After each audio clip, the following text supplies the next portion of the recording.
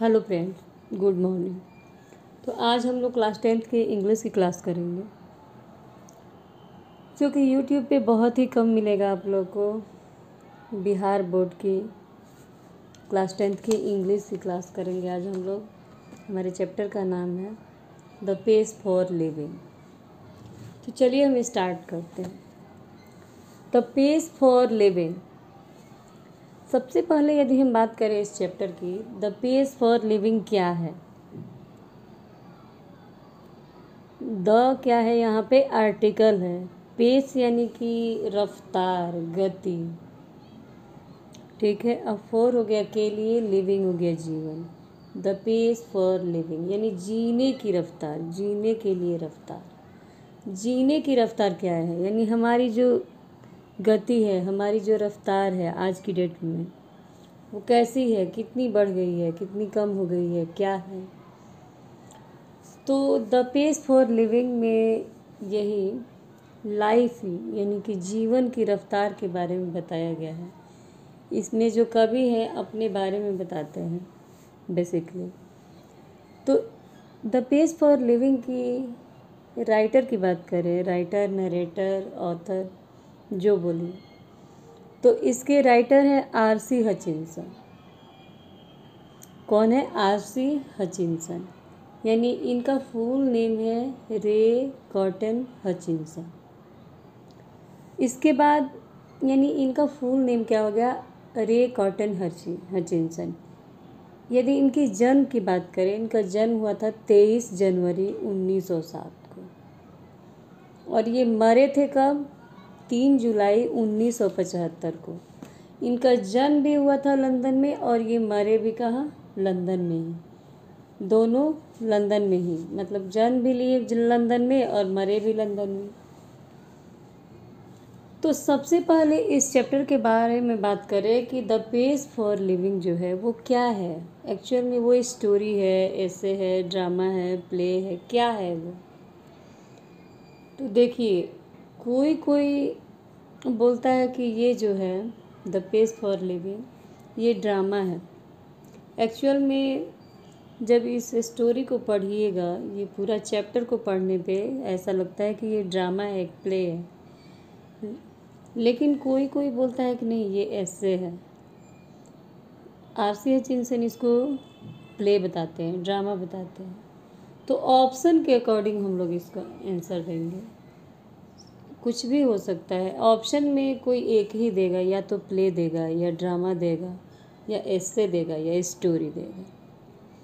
ठीक है। तो आर.सी. हचिंसन, इसके सबसे पहले द पेस फॉर लिविंग के कौन है? Writer, narrator, author. कौन है? आर.सी. हचिंसन, रे कॉटन हचिंसन। इनका जन्म कब हुआ था? 23 जनवरी 1907 को लंदन में। इनकी मृत्यु कब हुई थी? इनकी मृत्यु 3 जुलाई 1975 को लंदन में हुई थी।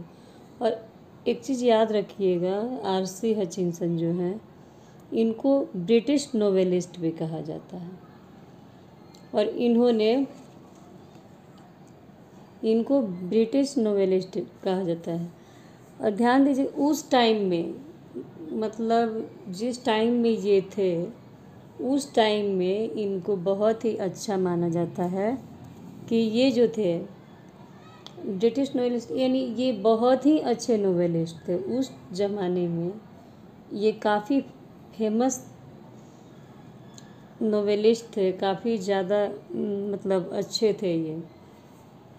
उनकी एक बहुत ही ज़्यादा फेमस नॉवेल थी, फेमस नॉवेल है, नॉवेल है, जिसका नाम है राइजिंग।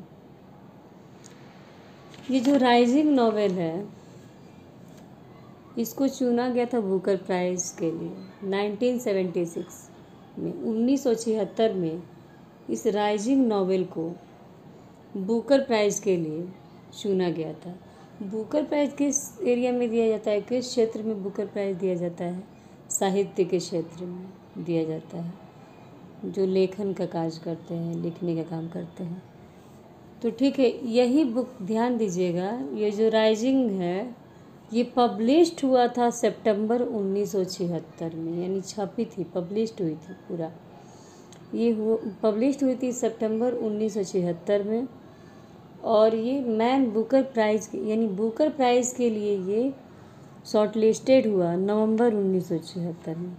यानी इसको 1 से 2 मंथ लग गया था इसको शॉर्ट लिस्टेड होने में।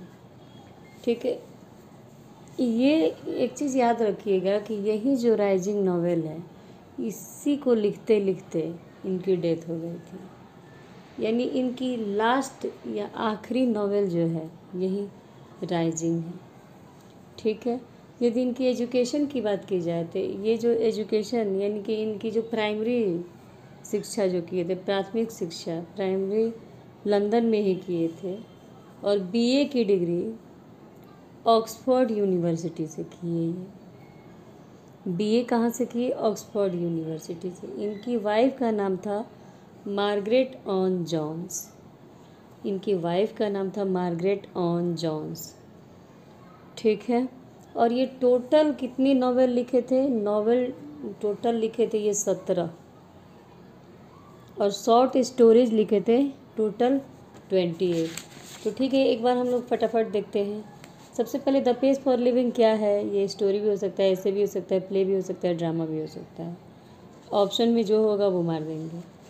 यदि इसकी ऑथर नरेटर राइटर की बात करें तो द पेज फॉर लिविंग के राइटर नरेटर ऑथर कौन है? आर.सी. हचिंसन, रे कॉटन हचिंसन।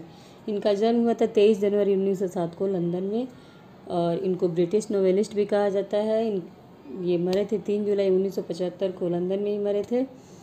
और इनको बेस्ट सेलिंग ब्रिटिश नोवेलिस्ट यानी कि उस टाइम के ये बहुत ही अच्छे ब्रिटिश नोवेलिस्ट थे माना जाता है। और उनकी एक बहुत ही ज़्यादा फेमस नॉवेल है राइजिंग।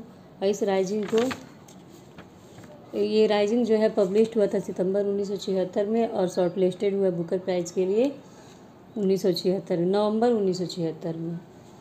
और यही राइजिंग बुक लिखते लिखते ये इनकी मृत्यु हो गई, यानी इनकी डेथ हो गई। यानी लास्ट जो नॉवेल थी इनकी राइजिंग ही थी। एजुकेशन की यदि बात करें तो एजुकेशन इनकी वहीं पे हुई थी लंदन में ही, और बीए की डिग्री ये ऑक्सफोर्ड यूनिवर्सिटी से की है। इनकी पत्नी का नाम मार्गरेट ऑन जेम्स। ये टोटल नॉवेल 17 नॉवेल लिखे हैं, और शॉर्ट स्टोरीज भी ये 28 लिखे हैं। Okay, thank you.